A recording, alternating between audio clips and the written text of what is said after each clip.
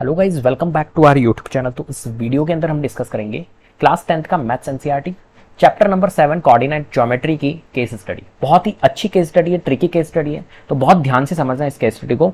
Most probably chances है इस case study के आने के। तो यहाँ पर देखिए, जो केस स्टडी है एयर पोल्यूशन के ऊपर बेस्ड है। तो सबसे पहले इस केस स्टडी को हम रीड कर लेते हैं अच्छे से और फिर समझने की कोशिश करते हैं। यहाँ पर देखिए, कंट्रोलिंग एयर पोल्यूशन। तो the chief minister of Delhi launch the switch Delhi and electric vehicle mass awareness campaign in the national capital. The government has also issued tenders for setting up 100 charging stations across the city. Each station will have 5 charging points. For demo, charging station is set up along a straight line and has charging points at A-7/3. इस तरीके से coordinates दिए हुए हैं। कितने charging point है? 5 charging point है। इसने कहा है ना कि 100 चार्जिंग स्टेशन है और हर एक चार्जिंग स्टेशन पे 5 चार्जिंग पॉइंट है। तो यहां पर ये जो दिया हुआ है ना, ये 5 चार्जिंग पॉइंट आपको दिए हुए हैं और इनके कोऑर्डिनेट्स आपको दिए हुए हैं। ठीक है, तो आपको बता रखा है और क्या दे रखा है, the distance between C and E. C और ई के बीच में जो चार्जिंग पॉइंट सी है और ई है, इसके बीच में जो डिस्टेंस है वो 10 यूनिट का भी आपको यहां पर गिवन है।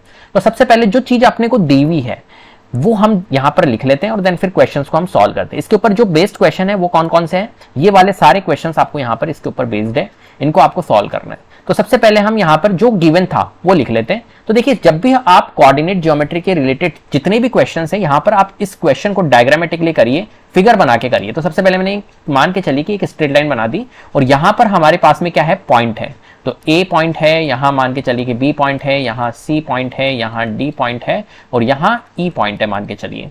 ठीक है, अब इसने क्या कहा है हमें, ए जो है उसका कोऑर्डिनेट -7/3 और 0 है। तो यहां पे लिख लेते हैं हम -7/3 और 0 कोऑर्डिनेट। सबके कोऑर्डिनेट हम यहां पर लिख लेते हैं। फिर है 0 और 7/4, यहां पर 0 और 7/4 है। फिर है हमारा सी पॉइंट है 3, 4, तो सी है हमारा 3 और 4। डी पॉइंट है हमारा 7, 7, तो डी पॉइंट के लिए हम कह देते हैं ये है हमारा 7, 7। ठीक है, और ई पॉइंट है हमारा XY। ई के लिए हम कह देते हैं कि ये XY है।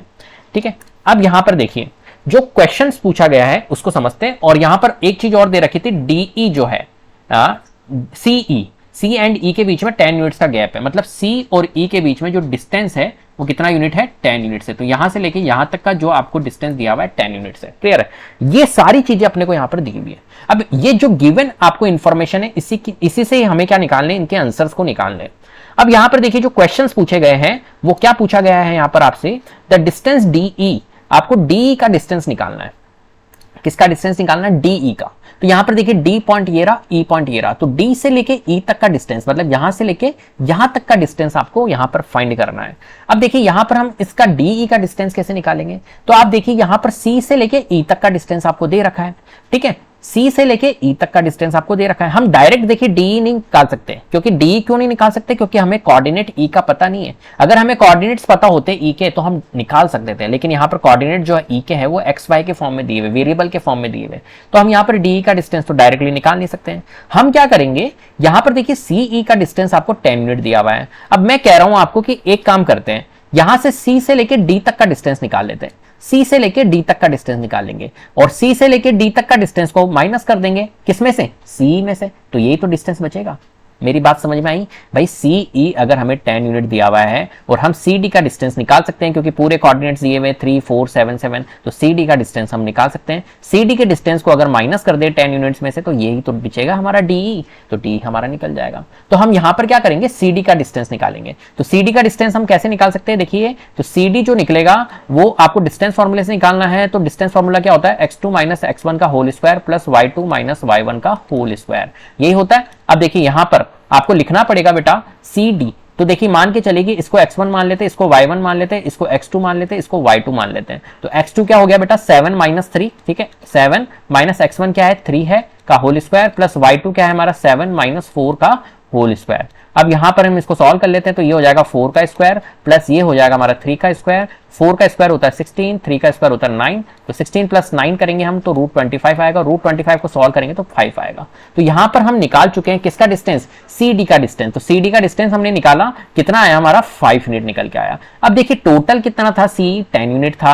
और 10 में से आप अगर CD का डिस्टेंस माइनस कर देंगे, मतलब 5 यूनिट माइनस कर देंगे, तो ये जो रिमेनिंग डिस्टेंस होगा कितना आया, 10 में से 5 लेस करेंगे तो 5 यूनिट आएगा। तो 5 यूनिट हमारा डी का डिस्टेंस आएगा। तो ऑप्शन जो ए है हमारा, ये क्या होगा, हमारा करेक्ट होगा, 5 यूनिट।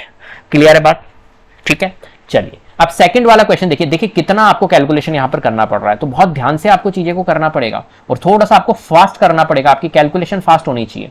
अब यहां पर देखिए, यहां पर अपने से क्या पूछा गया है, the value of x plus y, x plus y की वैल्यू आपको यहां पर बतानी है, x प्लस वाई की वैल्यू यहां पर बतानी है।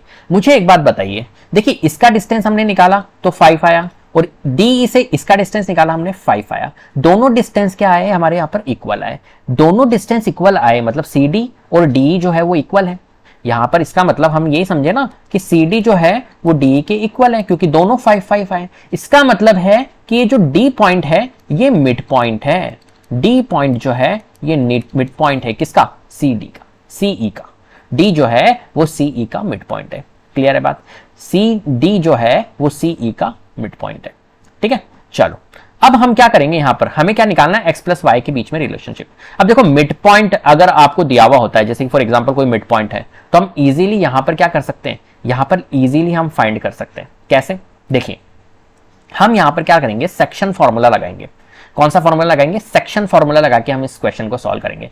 ठीक है, तो मिड पॉइंट जब भी आपको दिए हुए हो तो सेक्शन फॉर्मूला वहां पर m1 x2 ना लगा के आप क्या करो, x1 plus x2 divide by 2 और y1 plus y2 divide by 2, इस फॉर्मूले से आप कर सकते हो, है ना। ये कोऑर्डिनेट्स किसका है, ये वाला कोऑर्डिनेट और ये वाला कोऑर्डिनेट होते हैं। ये कौन कौन से कोऑर्डिनेट होते हैं, ये वाला और ये वाला। जहां पर सेक्शन होता है, डी ने सेक्शन में डिवाइड किया है सीई को।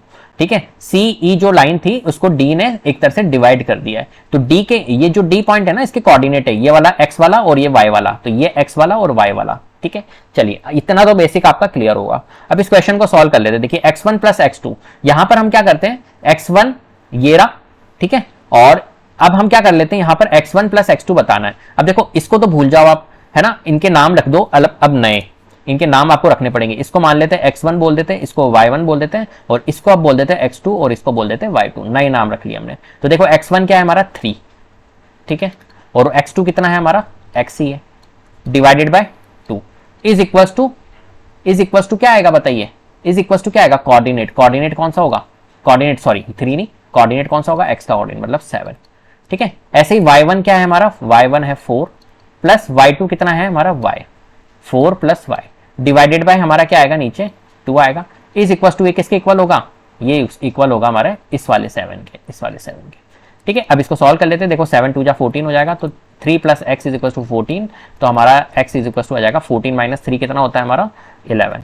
ठीक है, ऐसे ही 4 प्लस वाई 7 2 जा 14 हो जाएगा, तो 4 plus y is equal to 14, तो y इज इक्वल टू कितना हो जाएगा हमारा 10 हो जाएगा।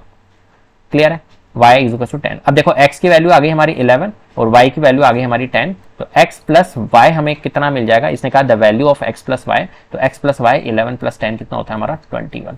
तो x प्लस वाई की वैल्यू कितनी आ गई हमारी 21। ऑप्शन कौन सा होगा, बी करेक्ट होगा। क्लियर है, सेक्शन फॉर्मूले का यूज करके हमने यहां पर किया है। ठीक है, और सेक्शन में भी हमारा जो मिड पॉइंट वाला फॉर्मूला होता है उसका यूज किया हमने, m1 x2 का नहीं किया। अगर आप m1 x2 से भी करते हो तो भी आपका आंसर आ जाएगा, लेकिन हम शॉर्ट चलेंगे, हमें मिड पॉइंट का अगर फॉर्मूला पता है तो हम मिड पॉइंट के फॉर्मूले से लगाएंगे। क्लियर है बात, बहुत ही प्यारा सवाल था और इसको हमने बहुत प्यारे तरीके से किया है। चलिए आगे बढ़ते हैं। विच of the following is true, यहां पर आपको बताना है कि कौन सा इसमें से ट्रू है। The point C D and E are vertices of triangle, the points C, D and E are collinear, the points C, D and E lie on a circle or none of this। तो देखिए यहां पर the points C, D and E are vertices of triangle, क्या ये vertices of triangle है, क्या ये collinear point है। तो पहले देखो इसको चेक कर लेते हैं, कोलिनियर पॉइंट है क्या, एलिमिनेट करेंगे यहां पर ऑप्शंस को। तो कोलिनियर पॉइंट है क्या, कौन सा, आपसे पूछा है सी डी ई। देखिए यहां पर सी पॉइंट दिख रहा है आपको, बहुत ध्यान से समझिएगा, यहां पर आपके पास में सी पॉइंट दिख रहा है, ये डी पॉइंट है और ई पॉइंट है। कोलिनियर हम कैसे करते चेक, तो सी से लेके डी तक का डिस्टेंस आप निकालो, आपने निकाला था अभी 5 यूनिट। ठीक है, और डी से ई तक का डिस्टेंस निकालो, हमने निकाला था 5 यूनिट, और सी से ई तक का डिस्टेंस आपको गिवन था 10 यूनिट। मुझे एक बात बताओ, 5 प्लस 5 अगर हम करेंगे तो 10 आ रहा है, और सी से लेके ई तक का भी 10 था, इसका मतलब है कि ये हमारा क्या होगा, कोलिनियर पॉइंट होगा। ठीक है, तो कोलिनियर आपको पता है ना कैसे निकालते हैं हम, कोलिनियर पॉइंट का आपको बेसिक कॉन्सेप्ट पता होने चाहिए। तो ये जो हमारा होगा पॉइंट वो कोलिनियर होगा, तो यहां पर बी ऑप्शन जो होगा वो सही होगा हमारा, the point C D and E are collinear. आगे हमें चेक करने की जरूरत नहीं है, ट्राइंगल्स के इनके चेक करने की जरूरत नहीं है, ये क्या होगा हमारा कोलिनियर पॉइंट होगा। चलिए फोर्थ देखिए, the ratio in which B divides A C is, आपको फाइंड करना है रेशो ठीक है, जिसमें बी डिवाइड कर रहा है ए सी को। यहां पर देखिए अभी तक हम यहां पर चल रहे थे पूरा, अब इस वाले पोर्शन में आ जाइए, देखें ए बी और सी, यहां पर दिख रहा है आपको, ये ए है, इसको मैं ए, ये बी है हमारा और ये सी है। अब यहां पर आ जाइए ए बी सी, तो इसमें कहा है इसने the ratio in which B divides A C, A C यहां से लेके यहां तक है, ए सी यहां से लेके यहां तक है और बी इसको डिवाइड कर रहा है, देखिए बी डिवाइड इसको कर रहा है, ठीक है, क्लियर है बात, बी इसको डिवाइड कर रहा है। तो एक काम करते हैं, यहां पर एक नया लाइन बना देते हैं हम, ठीक है, यहां पर हम एक नया लाइन बना लेते हैं जिससे कि आपको कंफ्यूजन ना हो। ये मान के चलिए कि ए है, ये सी है और बी कहीं ना कहीं यहां पर है, ठीक है, और इसके कोऑर्डिनेट आपको दिए हुए हैं -7/3 और 0, इसके कोऑर्डिनेट आपको दिए हुए 0 7/4 और इसके कोऑर्डिनेट आपको कितना दिया हुआ है, इसका कोऑर्डिनेट दिया हुआ है 3 और 4, ठीक है, इसका कोऑर्डिनेट आपको दिया हुआ है 3 और 4। चलिए अब यहां पर आपको क्या करना है, इनका रेशो बताना है। देखिए हमें ये नहीं पता है कि इसने बी ने जब एसी को डिवाइड किया तो किस रेशो में करा, हमें कोऑर्डिनेट तो पता है लेकिन रेशो नहीं पता। तो हम मान के चलिए थे कि यार जो बी डिवाइड कर रहा है ना एसी को, वो के रेशो 1 में कर रहा है, मान के चलिए के रेशो 1 में कर रहा है, हम ये मान के चल लेते हैं। क्या मान के चले हमने माना कि के रेशो 1 में कर रहा है, क्लियर बात, हमने क्या माना, हमने माना के रेशो 1, ठीक है। अब देखिए हम यहां पर निकाल लेते हैं, ठीक है, कि किस रेशो में ये डिवाइड कर रहा है। देखिए यहां पर आपको पता है कैसे करते हैं हम ये रेशो वाले इक्वेशन, यहां पर मुझे पता है कि मैं इसको तो मान लेता हूं x1 y1, ठीक है, और इसको मान लेता हूं मैं x2 y2, कोई दिक्कत। और यहां पर ये जो है ये कोऑर्डिनेट होते हैं, ये 0 और ये हमारा क्या था, हमारा 0 और 7/4 ये कोऑर्डिनेट है, सेक्शन फॉर्मूले से हम जब निकालते हैं तो ये कोऑर्डिनेट है, ठीक है। m1 रेशो m2 हमारा k रेशो 1 हमने मान लिया। अब हम क्या करेंगे, यहां पर मैं ये मान के चल लेता हूं 7/4 से कर लेता हूं। 7/4 हमारा जो आया है वो कैसे आया होगा, जो 7/4 ये वाला कोऑर्डिनेट आया है ये कैसे आया होगा, ये आया होगा सर m1, ये y पे है ना, x और y पे है ना, तो m1 y1 m1 y2 plus m2 y1 divide by m1 plus m2, इससे आया होगा।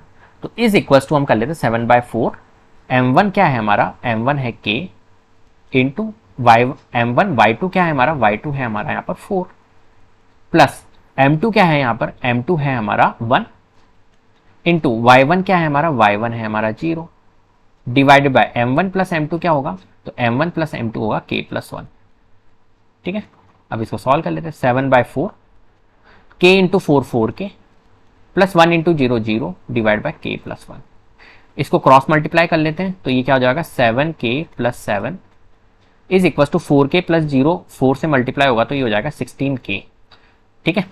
अब इसको सॉल्व कर लेते हैं तो 16k माइनस 7k और यहाँ है 7, 16k में से 7 अगर माइनस करेंगे तो कितना आएगा हमारा, 7 8 9 10 6 7 8 9 9k और यहाँ पर 7, तो k की वैल्यू कितनी आ जाएगी हमारी 7/9, ठीक है।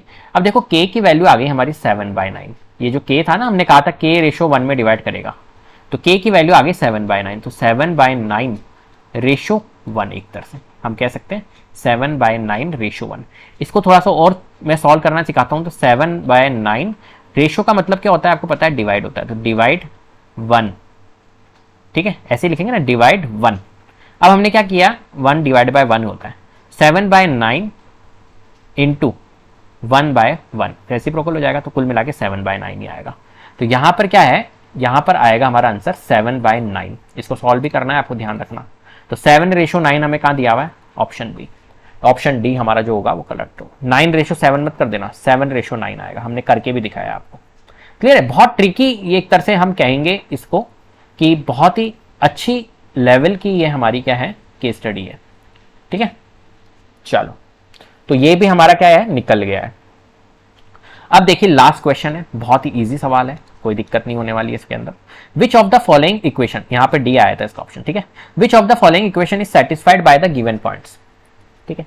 यहाँ पर देखिए x plus y is equal to 0, तो हमने देखो अभी x निकाला था, x भी निकाला था और y भी निकाला था। शायद मेरे हिसाब से x हमने निकाला था 11 और y हमने निकाला था 10, है ना। तो अब इसको सेटिस्फाइड करके देख लेते सब में। देखो यहाँ पर अगर मैं 11 और 10 निकलूंगा तो 0 नहीं आएगा, यहाँ और 11 10 लिखूंगा तो 0 नहीं आएगा, यहाँ अगर 11 और 10 रखता हूं तो क्या आता है देखते हैं। तो 11 इंटू 3 करेंगे तो 33 आएगा और 10 इंटू 4 करेंगे तो 40 आएगा, ठीक है। और प्लस 7 इज इक्वल टू 0। 33 माइनस 40 करेंगे -7 प्लस 7 क्या हो जाएगा, एलिमिनेट होकर 0 हो जाएगा। तो बिल्कुल इस ऑप्शन के रखने से आ रहा है, तो इसका मतलब है कि ऑप्शन सी क्या होगा हमारा, करेक्ट होगा। ये सब हमारे क्या हो गए, गलत हो गए। तो कुल मिला के इसको हिट एंड ट्रायल करना है, एक चेक करना है, क्योंकि हमने एक्स और वाई पहले निकाल चुके हैं इस वाले क्वेश्चन में, सेकंड वाले क्वेश्चन में हमने निकाला था। बस इसी वैल्यू को चेक करना है, पुट करना है, जहां पर ये सेटिस्फाइड करेगी वही इसका क्या होगा, आंसर होगा। क्लियर है? इस तरीके से इन क्वेश्चंस को आपको सॉल्व करना है। तो बहुत ही इजी क्वेश्चंस थे, ट्रिकी क्वेश्चंस थे, लेवल अच्छा था क्वेश्चन का, तो इन क्वेश्चंस को आप जरूर देख के जाइएगा। ठीक है, तो उम्मीद करता हूं आपको वीडियो पसंद आई होगी। अगर वीडियो पसंद आई है तो प्लीज लाइक कीजिए, शेयर कीजिए, चैनल को सब्सक्राइब कर लीजिएगा, बेल आइकन को जरूर प्रेस कर लीजिएगा, जिससे कि अपकमिंग वीडियोस के नोटिफिकेशन आपको टाइम टू टाइम मिलते रहे। Thank you so much.